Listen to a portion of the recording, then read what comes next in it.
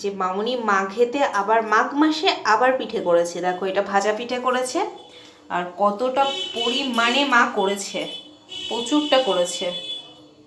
আর এখানে আছে গোকুল পিঠে। গোকুল পিঠে মামুনি সবসময় মানে দুধেই ভেজায়, তো আজকে বললো রসে।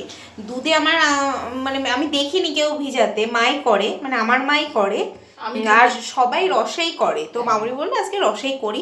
আর এটা সাংঘাতিক খাটনি, এই গোকুল পিঠেটার অসম্ভব খাটনি। রসটা দেখেছো কি সুন্দর, দেখো রসটা। আর করেছে ফিরনি।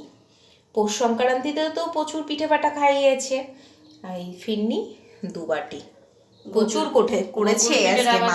সেইটাই করে না, হ্যাঁ একটু এটা একটু খাটনি বেশি, প্রচন্ড খাটনি। পিঠে মানেই খাটনি, হ্যাঁ রান্না মানে খাটনি, পিঠে মানেও খাটনি। সবাই সব খাওয়া ভুলেই যাচ্ছে মা, তোমার দৌলতে। মানে এত কপাল করে মা পেয়েছি বলেই এতটা খেতে পাচ্ছি। নিজেরটা নিজেই ঢাক বাজাচ্ছ। তোমাকে তো আমি, আমার মা মানে তুমি তো তোমার মুখ দিয়ে নিজের ঢাক পিটাচ্ছ না, আমি তো বলতেই পারি। আমার তো গর্ব হওয়ারই কথা যে আমার কি মা আমি পেয়েছি।